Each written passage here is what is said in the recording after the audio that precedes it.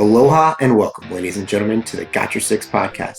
This six-question podcast brings together high performers to share their methods, strategies, and ideas, delivered in an informative and, most importantly, actionable way that'll help you lead yourself and those around you from the battlefield to the boardroom. Coming to you every episode, I'm your host, Tony Nash. And into the breach. Nothing mentioned on this podcast is an endorsement or opinion of the Department of Defense. I got your six, we got your back. Got your six, we got your back. Got your six, we got your back. I got your six. Sixers, what an unbelievable treat we have today. I don't use the word legend often, but that is pretty much the word I would use to describe our guest today. Scott Mackes is here, CEO and founder of Service Academy Business Mastermind Group, which is a global community of military veterans who share resources, information, insight, and professional guidance to really kind of help raise all ships. Sir, thank you so much for coming on the podcast today. I really appreciate you. Yeah, man, raise all ships, coming from an Army guy. I like that. I'm not going to say, I might say the words, but we'll save that for the end, depending on how the conversation goes. One thing I found very interesting as I was kind of, doing my research on you is that you played baseball at the Naval Academy. How has that athletic mindset, being in the Navy, really kind of helped you in business as you form and build teams? Yeah, man. So, and maybe even to tie in baseball with the Naval Academy, that's where I went to school. But baseball was my competitive edge. And, when you're competing against a lot of people that are, much smarter than you and, got better grades and better SAT scores, the way like baseball was my back door into the Naval Academy. So that was my competitive edge. And I think how it ties into business is, what is your competitive edge as an individual, as the owner? I'm not sure if we've got all entrepreneurs or business owners as your audience, but even just kind of going through your career, or if you're transitioning out, what makes you different than the competition? What makes you different?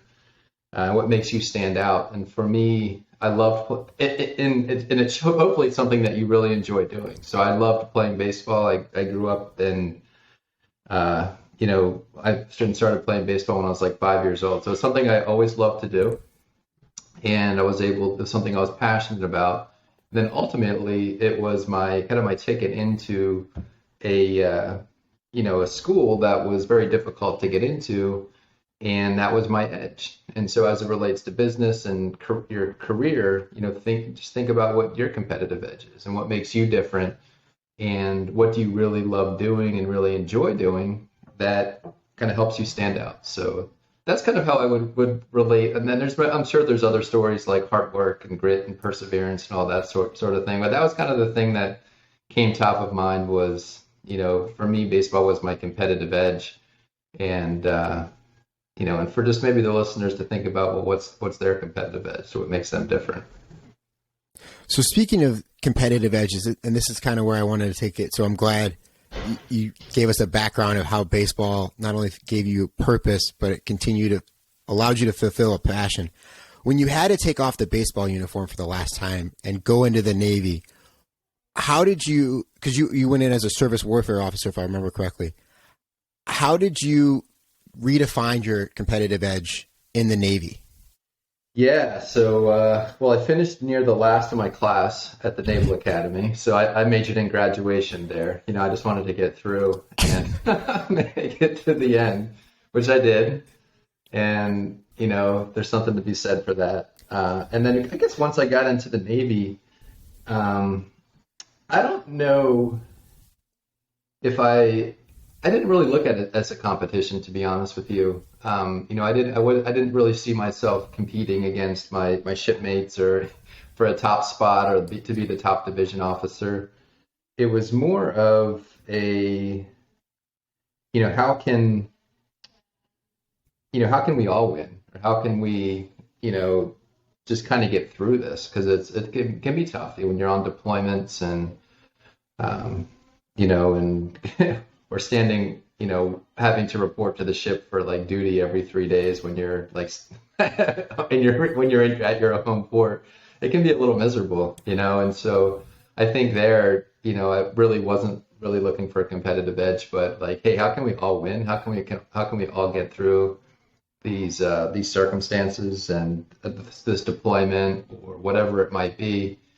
And, how can I help my team win? How can we be set up for success and that sort of thing. So yeah, man. So I don't know if that was kind of something that was top of mind, like having the competitive edge when I was in the Navy. I mean, we've got a really solid Navy, compared to the other navies that are out there. And we weren't in too many like ship to ship battles, or anything like that, like the olden days. But I think it was more of a team effort and how can we all win and just get through. I'm sure you could pull a lot of things from your time in the Navy, but it sounds like you've continued that specifically of looking and constantly reflecting on how we can all win as you apply to almost, at least as I've seen it and got to know you, every level of your life, right? Continuing to make every team you're part of the best that you possibly can make it. Or would you say there's another thing that you implement from your time in the military? Yeah, so I think the top thing was probably just grit and perseverance. And so, back to the baseball stories, kind of my goal was to, I wanted to play Division I baseball. I really wanted to be a Major League Baseball player, like when I was younger. And it's really hard to do that. Sometimes I wish I had a different goal or whatever, but either way, playing a sport in college, no matter which level, or Division I, II, or III, or whatever, I mean, it's not easy to do that. And so I think it takes a lot of perseverance, a lot of, grit, a lot of determination to ultimately achieve your goal. And then, to get through an academy, it's difficult. Like on induction day, I remember them asking us, look to your left, look to your right. Like one of you is not going to be here in 4 years. And so quickly, just give us a background on what induction day is, if you don't mind. Day is the first day that you report to. I don't know if it's called that at West Point or Air Force Academy. Maybe something similar. We have reception day, same thing. Reception day, yeah. So we call it I-Day at the Naval Academy. So induction day, and it's like it was the scariest day of my life, man. I was 17 years old, and my parents dropped me off, and we swore the oath, and we got our heads shaved, and our uniforms, and we were about to go into plebe summer and get screamed at for the next 2 or 3 months. But anyway, so part of that was we're all sitting down and about to swear the oath, or maybe it was after that, or kind of somewhere during that time frame of that day, they said, look to your left, look to your right. One of you is not going to be here in 4 years. And that's true. Like, 2/3 of the class actually made it to graduation. Some people quit, some people were kicked out, some people were, whatever happened to them, they disappeared. And so that was, took a lot of grit and perseverance to make it through that. All of the classmates who made it through, in my class, it really says something about that person's character.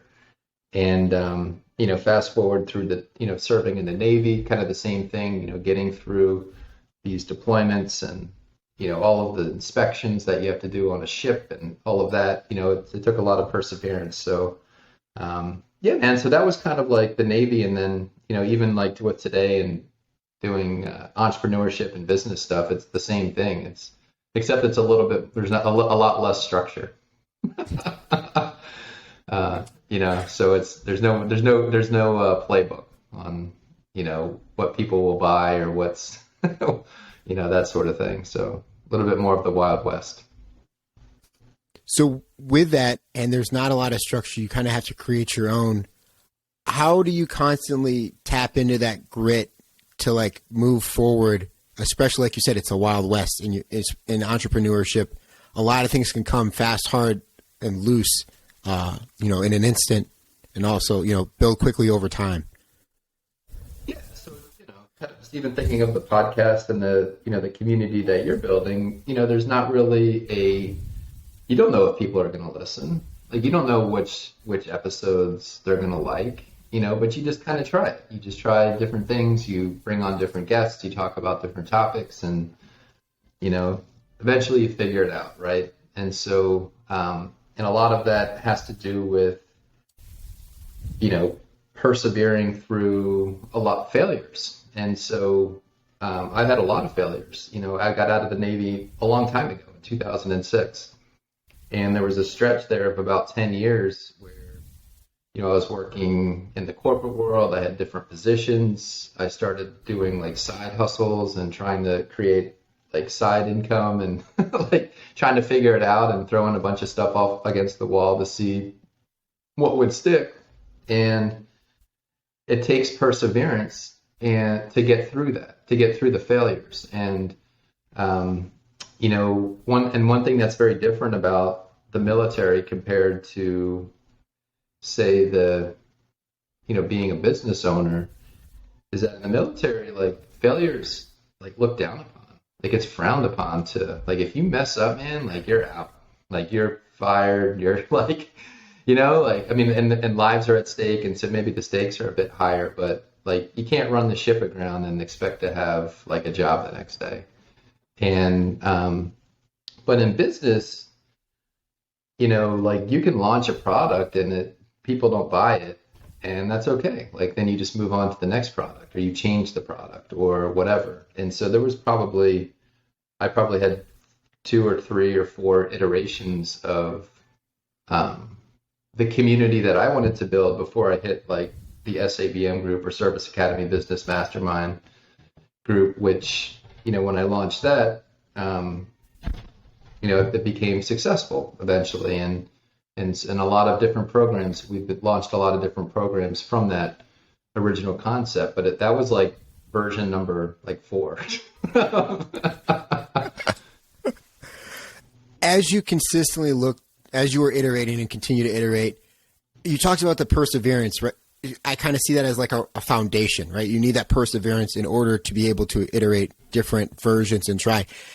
Is there something you would say to yourself, or you kind of led with and you kept in your mind when you had to you were back on your heels, you would use and be like, all right, I have to say this, or I'm doing this because X. Yeah. So I think that kind of comes to what like your values are. And so for me, having purpose it's always been like a top priority or a top value of mine, is like, hey, I want to do something that has purpose, that has meaning beyond just like myself. And so when I would work on a project, like, regardless if I made any money from it or not, the most important thing was like, am I helping people? Was this fun? like that was kind of the litmus test of whether to continue with something or to not continue with something. And there were some things I did that like did make money, but it was just like empty. I don't know. Like, I sold like clear stadium bags on Amazon, like that people take into like concerts and whatever for the clear bag policy. I'm not sure if you've seen. Yeah. Like, that was like one little venture I did for a year or so, and I found a manufacturer that made these bags, and I figured out how to sell stuff on Amazon, and these boxes would show up in my driveway, and like from that I have to like. And I'd ship them to the Amazon warehouse, and people would buy them, and it was whatever. It was like a system of, selling crap on Amazon. And I was totally very transactional. Yeah. Very, very transactional, very meaningless. And I just stopped doing it like after a year. I didn't want to even figure out like what other products I could sell. So I just stopped.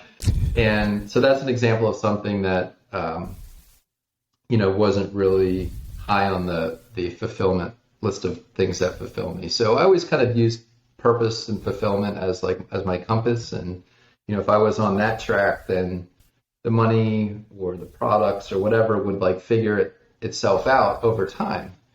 And, and I did a lot of stuff for free in the beginning, and I still do a lot of stuff for free, just, and because it's fun. But you're not going to do stuff for free or create value for people like that if you like hate what you do or you don't. Absolutely. So, yeah.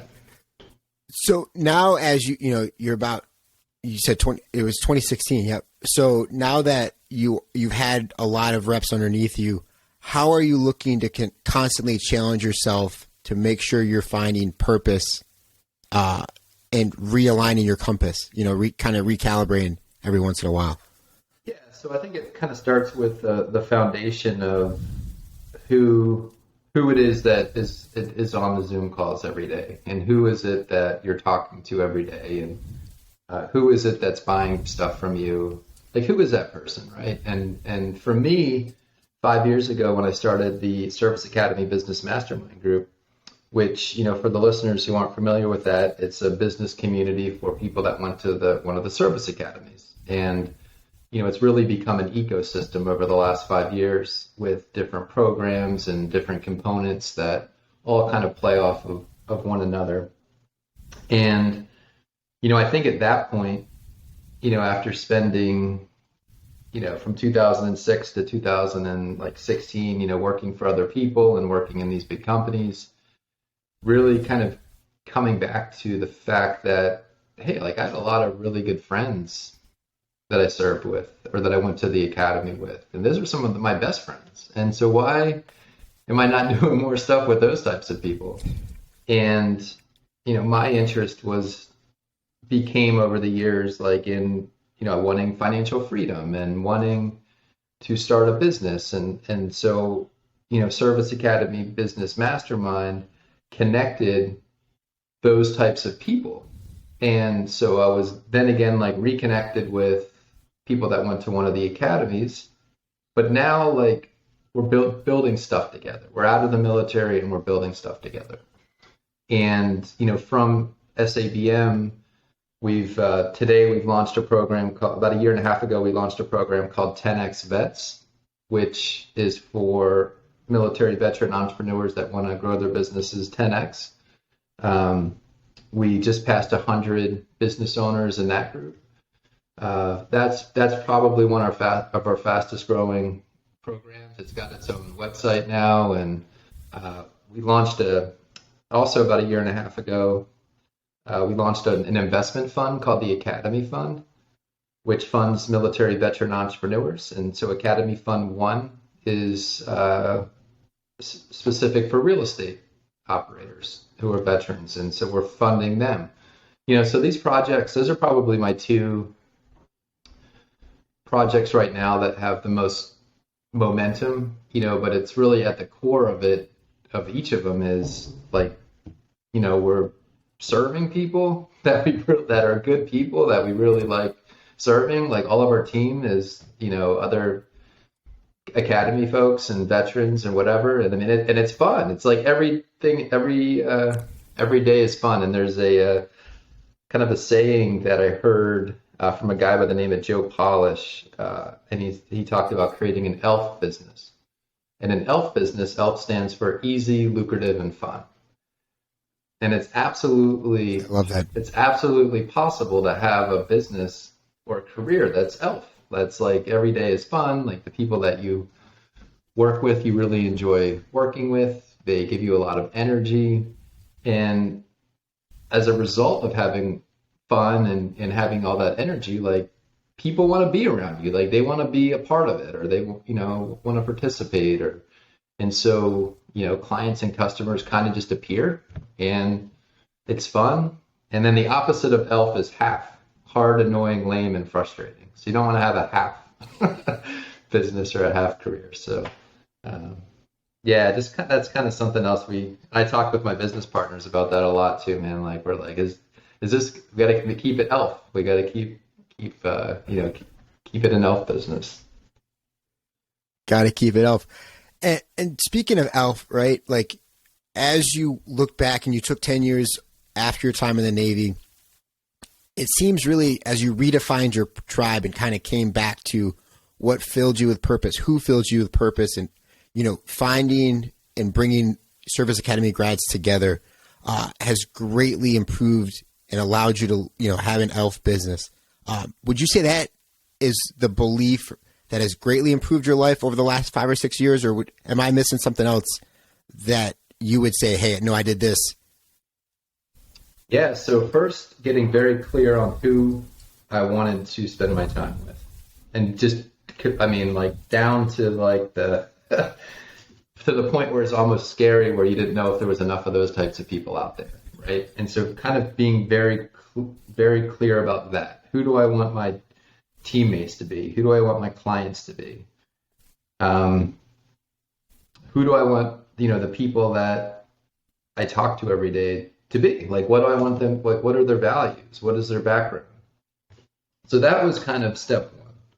And that was almost like a vision board moment of like the whiteboard and, really describing this ideal person, right? And then two was, all right, so you figured that out, and maybe it sounds like it's going to be people that have a common background as me, and so that's kind of where I came up with the idea for Service Academy Business Mastermind. Like, that was me. Like, I'm that person, that I fit that profile. And so that was kind of step one, just becoming very clear about that and stepping into that direction. The other component is, well, what are you going to give up in order to do that, in order to fulfill that mission, right? And that could be a scarier question. And yeah, that's not something we often ask ourselves. Yeah. So this is who you want to help. And this is, and you're still trying to maybe figure out how you might help them. And that's part of the process. But eventually you kind of get to the point where I figured out, hey, I've got a minimum viable product here. It seems like there's demand for it. Scott, what are you going to give of yourself in order to or what are you going to give up in order to go all in on this purpose? And so there was a jumping off point for me 3 years as we record this, 3 years and 10 days ago, right? Like March 1st, or I'm sorry, 3 years, 1 month and 10 days ago. So March 1st, 2019, where I left my job, I left all sense of security and kind of went all in with with a minimum viable product, but it was never going to reach its full potential if I was only doing it 1 hour a day after work. So that was kind of step two, and that was that was a 5-year process of kind of, I wouldn't, not a 5-year process, but maybe a 3-year process of from start to starting the SABM group. And maybe there was 5 years before that of kind of me throwing stuff against the wall and selling stuff on Amazon or whatever. It was probably a 3-year process from SABM group, first podcast, first, launch to Scott doing it full time. And it was scary, man. It was we had just moved our family. Yeah. We moved our family from Massachusetts to Charleston, South Carolina, which was a whole nother vision board, kind of whiteboard moment. But so we kind of took a big risk in doing that. And, looking back 3 years later, it was one of the best things we did as a family. Our kids are flourishing. My wife's, she's doing great. And, I'm awesome. now able to live in a place I love and get to do what I love and work with people I love working with every day. So, but I had to jump off the cliff, man, a couple of times. And that's the thing. And that's kind of where my next question is, could you narrow it down to one specific failure that ultimately led to the success you have today? Or was it a combination of all of those things over time? Yeah, so I think from a business perspective, one thing is you got to have a niche. And so we kind of talked about who, I could kind of beat on that a little bit today with the podcast, but who is it that you want to work with? In business, that's your niche, right? That's your target market. And the riches are in the niches. And so if you just want to go out and help everybody hey, I want to be a business coach and I want to coach everybody that has a business, like is a potential client of mine. Or I'm a financial advisor, right? How many of those are out there? And, I want to help everybody with their finances. Like, you're not going to have success with that strategy. Nobody's going to come to you because you can't, so your message is going to fall flat. You don't know your marketing is going to be no good because you're not going to know how to target. You're not going to be able to target because, like, everybody's your client. And so I heard this saying maybe a while back, it was called, it was a strategy called, like, niche down twice. And so, like, once you kind of have figured out, we can kind of take what I do as an example. So, if I wanted to start a program for business owners, well, great. That's kind of the starting point. Like, you want to work with business owners. All right. Well, niching down once could be, I want to work with business owners who are military veterans. Okay. Well, now we're getting somewhere. And niche down twice would be, I want to work with business owners who are veterans who graduated from one of the academies, right? And so, like, when you go down that far, it can be a little bit scary. There might be only, I'd say there's 20, I think there's 20 million active duty and veterans, out there. So that's about the size of that market. Maybe 10% of them are business owners, so that gets us to about 2 million. Academy grads, man, there's only like 150,000. And then if only 10% of them are business owners, that's 15,000 people. Like, that's a very small, narrow market. But it wasn't until I was niched down that far that people like actually like resonated with the work that I was doing, or, listened to the podcast. And so that was kind of lesson number one. And you can always niche back up. And there's all sorts of different ways to niche, like, oh, I want to work with business owners. Great. Well, I want to work with business owners who are, who are real estate agents. Great. Well, then, but to niche that down again is I want to work with business owners who are real estate agents who, have done over 100 million in transactions. Oh, okay. Now that's just like a special group right there who live in, like, maybe they live in a specific area. So those are just some examples of kind of niching down. And to the point where you're very connected with that person that you're helping, like you are, or are aspiring to be in that type of person, or you've had like that challenge that person has, where and you can relate and empathize with what they're going through. And so that was really a key learning point for me. That took a little while to figure out, but once I did, then things became more successful than before. So, and you like you said, you're asking these hard questions, right? Because you're not only are you taking the jump, right? You're off many cliffs, like you mentioned, but you're also going so scary and so minute in the details. Like you said, you don't know if you're going to be the only one there just looking around like, am I by myself? And people slowly start to flock to the flame, which is really cool. But that comes through deliberate consistency and being authentic through who you are. And that's how you've always presented yourself. As we kind of wrap up, that leads into my last question, Scott, is how are you better today than yesterday? Yesterday? What was I doing yesterday? I don't know, man. But yesterday I was off. It was a Sunday. I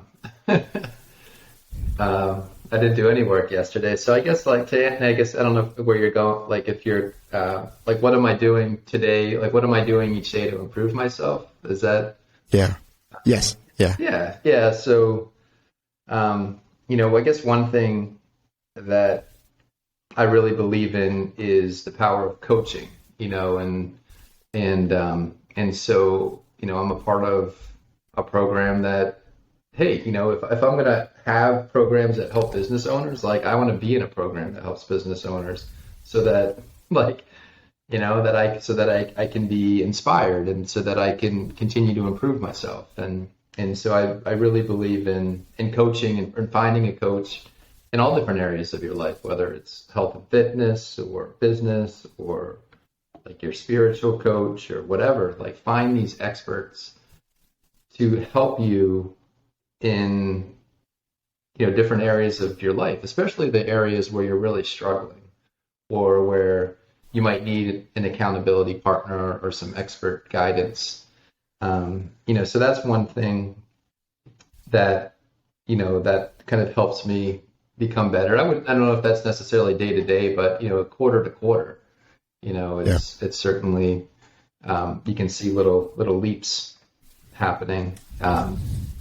So that's something. And then, constantly trying to create new, bring new services, create new services, add new components to like 10X Vets, to that program, consistently innovating. So I think as a business owner, a lot of folks just, they get to a certain point and then they stop creating. And so I think you have to continuously create new things and try new things and evolve as a business owner and just as a creator, just coming up with new ideas. And so I think that probably more than anything has, pushed me to want to join coaching programs or want to read new books or want to get better, is that constant, thirst, I guess, or whatever, just to want to create something new. We are I speak on behalf of the Sixers on this one. We are extremely grateful for you sharing your time as you talk about consistently innovating throughout this conversation and how it's helped you throughout your personal and professional life. Scott, before you go though, where can people go to connect with you? Sure. So if you went to one of the Service Academies, check out SABMgroup.com. So that's Sierra Alpha Bravo Mike Group.com. If you'd like to check out our new program called 10X Vets, that's just the number 10xvets.com. And then the Academy Fund website is academyfund.com. So if we have anybody out there that's that fund does lending. So we're doing short-term lending to like get people that are doing fix and flips, to people that, are looking for financing outside of going to a bank. So that's kind of who the Academy Fund serves. And so if you'd like to check that out, you can visit academyfund.com. And I also have an online store, Tony. I don't know if I told you that. Not selling the bags, but it's related to Gallup's Clifton Strengths Assessment. I don't know if you've... Mm-hmm. That was a huge help to me in my personal development journey. So we sell strengthsmugs.com. And if you haven't picked up a strength mug yet, definitely go grab one. Yeah, man. So it's been fun. So coffee mugs, business mastermind groups, an investment fund, all sorts of crazy things to help people out. So, Scott, thank you so much for sharing your strategies, your methods, and of course, thank you for having our six. Really appreciate it today. All right, Tony. Thanks for having me on today.